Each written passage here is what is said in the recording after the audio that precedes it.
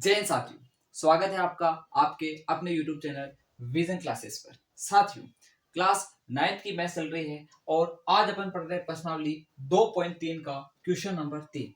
साथियों, question number 3 बहुत ही important question है और यहाँ पर साथियों आपको बोला गया है कि गुणनखंड ज्ञात कीजिए। यानी आपको ये जो द्विघात समीकरण दिख रही है, द्विघात का मतलब यहाँ पर x की अधिकतम घात 2 है, तो ये कैसी समीकरण है साथियों? द्विघात समीकरण है।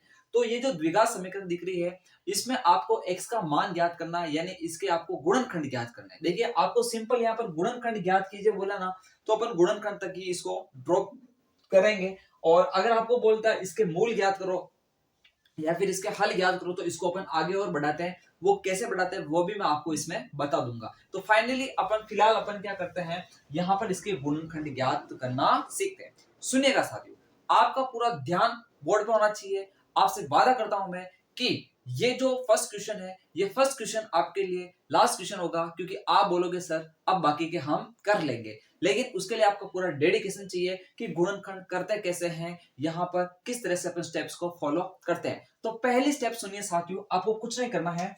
यहाँ आपको लास्ट में कितना दिख रहा है, तो आप बोलोगे सर 12 है, और वहां आपको लास्ट के अंदर, सॉरी ये फर्स्ट में 12 है और लास्ट में कितना है, 1 है। तो आप एक काम करो, जो बाहर बाहर वाली संख्या है, इस बाहर बाहर वाली संख्या को आपस में गुणा कर दो। तो आप बोलोगे सर 12 को 1 से गुणा किया तो 12 आया। अब आपको क्या करना है, नेक्स्ट स्टेप को सुनना कि पहली स्टेप तो होगी कि बाहर बाहर वाली संख्या को आपस में गुणा कर दिया। अब ये जो संख्या ही है यानी 12 आया है, ऐसी दो संख्या सोचनी जिसका गुणा करने से 12 आ जाए।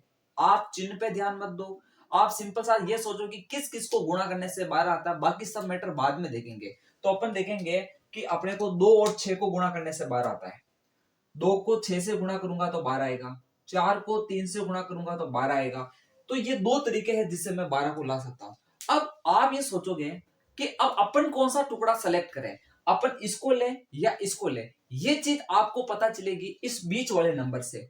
आपको बीच में कितना लेकर आना है, 7, माइनस का 7 लाना। लेकिन अभी तक मैंने बोला चिन्ह के ऊपर ध्यान नहीं देना, आपको लेकर के आना है 7। कितना लेकर के आना है, 7। तो अब ये सोचो कि इन दोनों में से किस में से 7 बन सकते हैं। क्या 6 और 2 7 होते हैं? नहीं। क्या 6 में से 2 जाएगा तो 7 होते हैं? नहीं। तो अब आगे बढ़ो, क्या 4 और 3 7 होते हैं? तो हाँ होते हैं। तो यहां से अपना काम बन सकता है। तो अपना ये टुकड़ा तो पहले ही कैंसिल हो गया है और ये वाला टुकड़ा अपना सिलेक्ट हो गया, 4 और 3। अब 4 और 3 को आपका ये फाइनल तो हो चुका है कि ये आपका टुकड़ा है और इसको आपको आगे बढ़ाना है।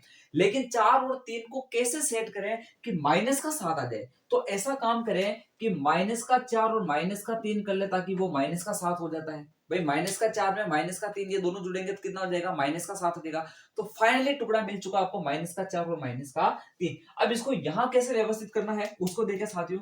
कुछ नहीं करना, ये 12x² की जगह 12x² ऐसा कैसा आएगा, ये माइनस का 7x, यानी इस वाले की जगह आपका ये आ जाएगा कि माइनस का 4x माइनस का 3x और लास्ट में आ जाएगा प्लस का 1। और इसको आपको समीकरण को किसके बराबर लिखना है साथियों, 0 के बराबर लिखना है। तो फाइनली आपको समझ में आ गया है कि अपन ने टुकड़े कैसे किए। साथियों, अगर आपको गुणनखंड ज्ञात करना है द्विघात समीकरण के, तो आपको टुकड़े करना आना बहुत जरूरी है। जब तक आप टुकड़े नहीं कर सकते तब तक आप आगे नहीं बढ़ सकते। टुकड़े करने का यही तरीका है, बाहर बाहर वाली संख्या को आपस में गुणा कर लो।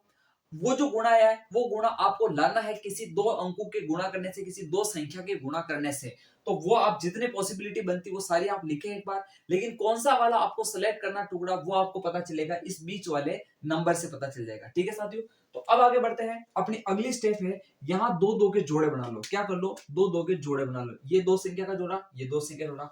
जोड़े इसलिए बना रहे हैं क्योंकि हमें यहाँ से क्या लेना है, कॉमन लेना। क्या लेना है, कॉमन। तो यहाँ देखो 4 कॉमन आ रहा है, क्योंकि 4 का भाग 4 में भी जा रहा है, 12 में भी जा रहा है। एक x कॉमन आ रहा है, x दोनों में है। तो 4x को मैं कॉमन ले लूंगा, तो 4 का भाग 12 में, देखो कॉमन लेने का मतलब होता है भाग देना। 4 का भाग 12 में कितनी बार जाएगा, 3 बार। x का भाग x² में देंगे तो x बार जाएगा। फिर माइनस 4x से 4x कट जाएगा तो ये कट गया। अब देखो यहाँ देखो कुछ भी कॉमन नहीं, ना तो संख्या कॉमन है ना x कॉमन है। तो एक तो कॉमन होता ही है ना, तो ये आपका माइनस की जगह माइनस और एक कॉमन ले लिया। अब देखो माइनस से माइनस रहेगा तो क्या होगा, प्लस। और a का भाग 3x में तो 3x बाहर ही जाता है। वापस माइनस को प्लस से गुणा करो, कितना हो जाएगा, माइनस। और या फिर भाग दे दो, माइनस का भाग प्लस में दोगे तो माइनस ही आने वाला है, एक का भाग एक में दोगे तो एक ही आएगा। बराबर में कितना आ गया 0। ये दोनों कोष्टक सेम आने चाहिए साथियों। इस बात का विशेष ध्यान रखें कि यदि आप गुणनखंड कर रहे हो तो ये दोनों कोष्टक है ना, ये आपके सेम आने चाहिए। अगर ये अलग अलग आ रहे हैं इसका मतलब आपने टुकड़े गलत किए या फिर आपने कॉमन गलत लिया, ये सब आपकी गलतियां हो सकती है, यहाँ से अपन सुधार सकते हैं। ये चेक करने का तरीका है कि दोनों कोष्टक सेम आने चाहिए, चिन्ह की भी गलती नहीं आनी चाहिए। अब यहाँ पर भी 3x माइनस वन, यहाँ पर भी 3x माइनस वन, इन दोनों को यहाँ दोनों जगह आ रहा है तो इसको कॉमन ले लो। तो मैंने 3x माइनस वन को क्या कर लिया, कॉमन ले लिया। तो ये कॉमन लेने का मतलब भाग देना। तो 3x माइनस वन का इस पूरे पद में भाग दूंगा तो 3x माइनस वन कटेगा, बचेगा क्या, 4x बच जाएगा। यहाँ आ जाएगा आपका -1 क्योंकि 3x माइनस वन से 3x माइनस वन कट जाएगा और बराबर में आ गया 0। तो ये आपको मिल चुका है साथियों इस द्विघात समीकरण के गुणनखंड 3x minus one into 4x minus one. अब यहाँ पर आपको हालांकि बोला तो नहीं गया है, लेकिन बोल दे कि जैसे द्विघात समीकरण दे दे और उसको बोल दे कि आपको हल ज्ञात करो। तो हल ज्ञात करने के लिए भी आपको यहाँ तक तो चलना ही है, यानी यहाँ तक तो करनी है। इसके बाद जो स्टेप फॉलो करनी वो ये करनी साथियों कि यहाँ पर दो कोष्टक गुणा होकर के 0 आ रहा है तो अपन एक बार इसको 0 के बराबर लिखेंगे, एक बार इसको 0 के बराबर लिखेंगे। इसको 0 के बराबर मिलेंगे तो यहाँ से x का मान मिलेगा, वो आपका हल है। इसको 0 के बराबर लिखेंगे तो यहाँ से भी x का एक मान मिलेगा, वो आपका हल होगा। कैसे करना थोड़ा सा आपको हिंट दे देता हूँ, हालांकि यहाँ तक आपका ये सवाल हो चुका है। अब मैं आपको बताना चाह रहा हूं कि अगर आपको बोलता है कि इस समीकरण के हल ज्ञात करो तो भी यहां तक तो आपको आने था। लास्ट में दो कोष्टक गुणा के 0 आ रहा तो पहले मैं इसको 0 लूंगा। कौन सा 0 हमें नहीं पता। तो देखो यदि मैं बात करता हूं, यदि 3x माइनस वन बराबर 0 हो, 3x माइनस वन बराबर 0 हो तो यहाँ से x निकालेंगे तो 3x माइनस वन हो जाएगा तो प्लस का 1 हो जाएगा। x के साथ ये 3 गुणा में हो जाएगा तो भाग में, तो x बराबर आ जाएगा 1/3। तो ये आपके पास x का क्या आ चुका है, मान आ चुका है। यही आपका हल है। इसमें एक मान और निकल सकता है यहाँ से, तो यहाँ से निकाल लेते हैं।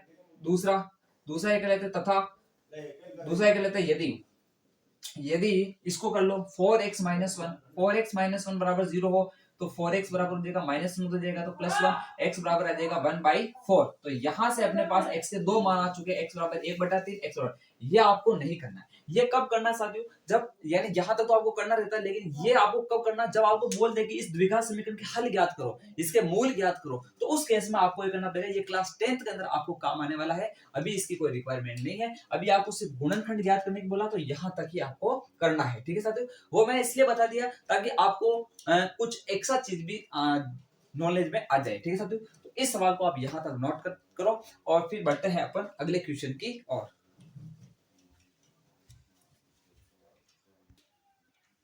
क्वेश्चन नंबर 2 को सोल्व करते हैं साथियों। यहाँ आपको गुणनखंड ज्ञात करने और आपको द्विघात समीकरण दे रखी है। फर्स्ट ऑफ ऑल अपन क्या करते हैं, जो दी गई समीकरण होती है उसको किसके बराबर लिखते हैं, 0 के बराबर लिखते हैं। अब बाहर बार वाली संख्या को आपस में गुणा करेंगे। यहाँ बार 2 है, यहाँ पर बार 3 है, तो 2 को 3 से गुणा करोगे आप तो आपको मिलेगा 6। अब आपको नेक्स्ट स्टेप में क्या करना साथियों, ये जो आपको 6 मिला है, अब दो संख्या ऐसी सोचनी है साथियों जिनका गुणा करने से आपको कितना मिल जाए, 6 मिल जाए। ठीक है, तो सबसे पहले वो संख्या सोचोगे तो आप बोलोगे सर यहाँ पर 2 × 3 होगा, यानी पहली संख्या आपने सोच ली कि 2 × 3 होगा। या फिर आप बोलोगे सर 6 × 1 भी हो सकता है, 6 एकम 6 भी कितना होता है, 6 होता है, और 2 3 6 भी कितना, 2 × 3 भी कितना होता है, 6 होता है। तो यानी अपन ने जो पॉसिबिलिटी होती है, जो संभावना होती है, वो सोच ली है कि किस किस को गुणा करने से 6 आता है। अब कौन सा हमें लेना है ये पता चलेगा बीच में से। आप देखो कि क्या 3 और 2 को जोड़ने से ये आपका 7 आ सकता है, नहीं। क्या 3 में से 2 घटाने से 7 आ सकता है, नहीं। लेकिन इसको देखो 6 और 1 इसको जोड़ने से 7 आ सकता है, और आपको प्लस का 7 चाहिए, यानी आप सिंपल काम करोगे 6 और 1 को जोड़ लोगे। अगर यहाँ पर माइनस का 7 चाहिए होता तो क्या अपन डरेंगे, अपन क्या घबराएंगे, नहीं। हम उसका तोड़ जानते हैं, अपन -6 और -1 को जोड़ लेते तो माइनस का 7 आ जाता। क्या आ जाता, माइनस का 7 आ जाता। यानी हर तरह से आप अवेयर रहे, किसी तरह से आप डरने की आवश्यकता नहीं है। तो यहाँ पर आपको 7 चाहिए था, वो अपने पास सिंपल सा आ रहा है 6 और 1 को जोड़ने से। तो जो आपको टुकड़े मिले हैं उसी को अपन यहाँ पर सेट कर लेते हैं। तो देखिए 2x², पहले मैं लिखूंगा 6x, फिर लिखूंगा देखो 1x, 1 लिखना जरूरी नहीं, केवल x लिख दो, +3 बराबर 0। तो यहाँ पर आपको फाइनली ये टुकड़े मिल चुके हैं। तो टुकड़ा ज्ञात करना आप आसानी से सीख गए होंगे किस तरह से निकालना है। ठीक है, अगली स्टेप है आपको यहाँ पर 2 2 के जोड़े बनाने हैं।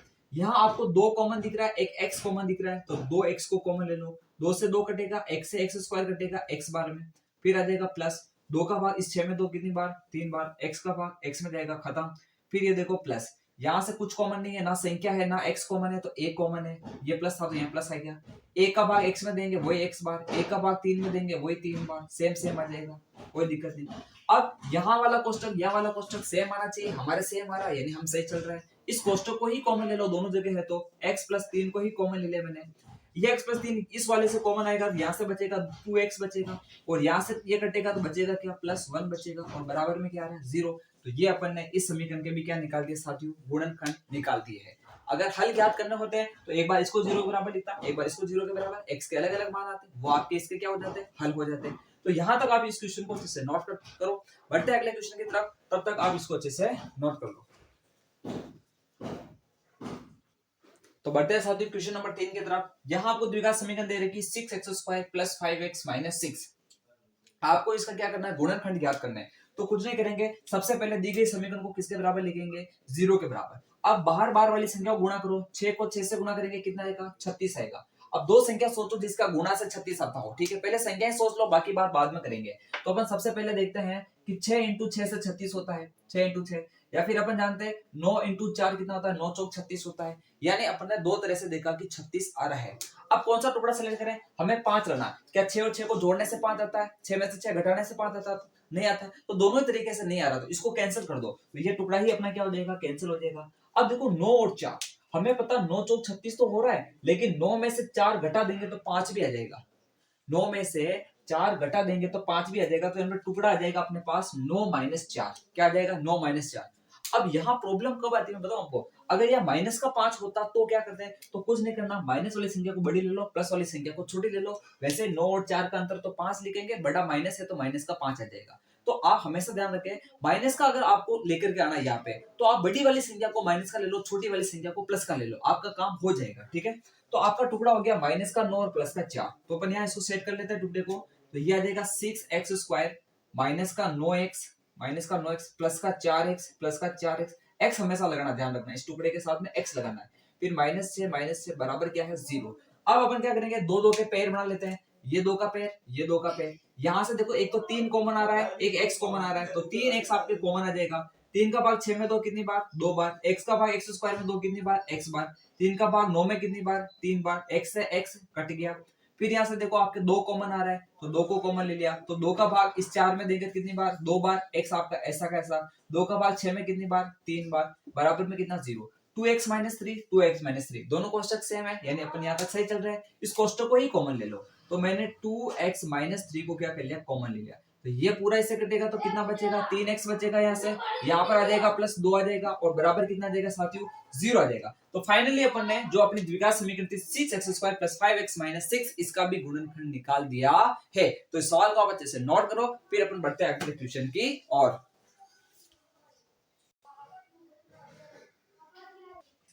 तो बढ़ते हैं साथियों इसके क्वेश्चन नंबर 4 की ओर। क्वेश्चन नंबर 4 में द्विघात समीकरण है 3x² माइनस x माइनस 4। हमें इसका क्या ज्ञात करना साथियों, गुणनखंड ज्ञात करना है। गुणनखंड ज्ञात करने के लिए सबसे पहले समीकरण को 0 के बराबर लिखेंगे, वो मैंने लिख दिया है। अब आप बाहर बार वाली संख्या को गुणा कराओगे, तो 3 को 4 से गुणा कराएंगे तो कितना आएगा, 12 आएगा। हमें ऐसी दो संख्याएं सोचनी जिनका गुणा कराने से 12 आ रहा हो। तो हमें पता 3 इंटू 4 कितना होता है, 12। 6 इंटू 2 कितना होता है, 12 होता है। अब आप देखिए कि आपको लेकर के आना है, यहाँ पर कुछ नहीं, यानी एक है, क्या है, एक लाना है। क्या 6 और 2 से 1 आ सकता है, क्या 6 और 2 को जोड़ेंगे तो 8, 6 में से 2 घटाएंगे तो 4, तो इसको तो आप कैंसिल कर दो, इससे तो नहीं आ सकता है।